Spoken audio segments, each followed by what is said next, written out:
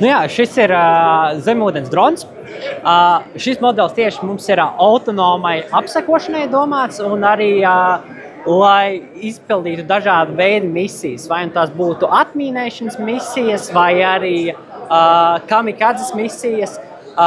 Viņam var pielikt klāt dažādu tipu sensorus, sonārus, video sensors, kā arī pievienot payloadu, kas būtu, piemēram, kāda sprākstviela un aizsūtīt kādā kamikadzes misijai, netik draudzīgam kuģim vai kādai citai operācijai. Cik daudz saražoti tādi ir? Pašlaik mums ir tādā ražošanas un izveides stadijā vēl drons. Kopumā pirmie pasūtījumi ir veikti. Man liekas, precīzi būtu pirmie 4 pasūtījumi, ja droni ir beigti.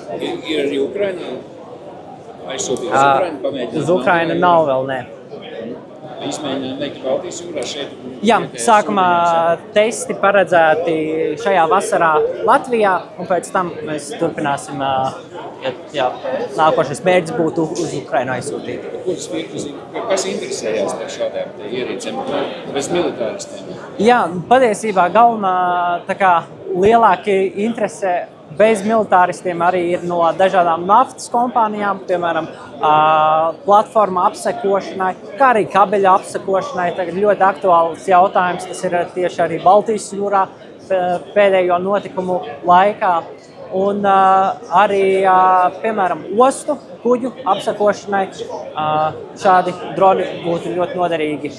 Tas nozīmē, ka viņi palaiž pa kabeļu maršrutu un viņš skatās, kas darās ar kabeli, lai kaut kāda apdraudējuma nav, vai nenāk kāds ēnkurs no jaunā kuģa. Jā, tas būtu viens use case. Otrs arī būtu lielākā apmērā ap to kabeli dežūrēt un skatīties, vai kāds ēnkurs negrasās tūlīt uztriekties virsū un laicīgi arī padot ziņu krasta apsardzei, lai varētu atbraukt un apskatīties potenciālos draudus. Cik šāds maksā? Tieši šāds modelis ir 150 000. Jā, tas ir viens no mūsu kompānijas mērķiem taisīt šos dronus pēc iespējas lētākus, jo esošie risinājumi ir priekš zinātniskiem pētījumiem, un tie jau aiziet miljonos.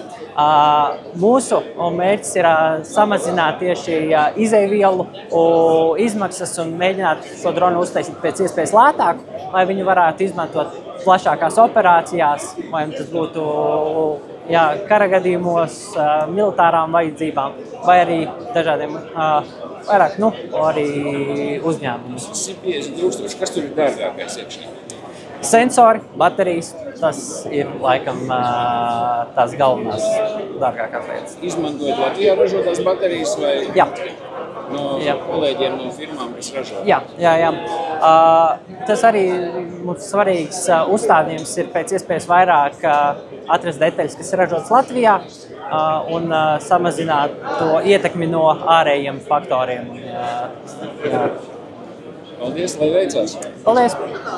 Здравствуйте, я хотел бы вам показать новое оружие, которое есть для уничтожения малых и средних дронов. Оно абсолютно простое по своему предназначению и по монтированию. Это навесная система, которая универсально крепится для любого вида дрона, для любого производителя. Подключается к плате управления, чтобы пилот мог осуществить выстрел, когда прицелился.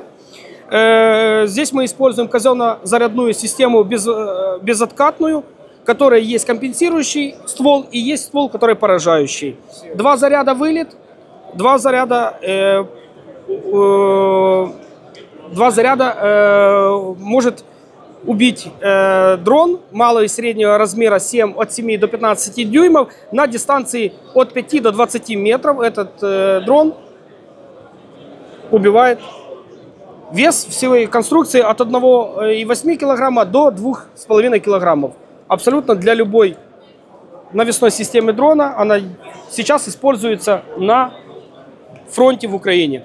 Сейчас у нас есть разработка большего формата уже с 4 стволами и с улучшенными ТТХ, в которых он 4 килограмма весит, и дистанция, которую он поражает, 50 метров. Это против дронного, против брони и против больших дронов, как «Шахед».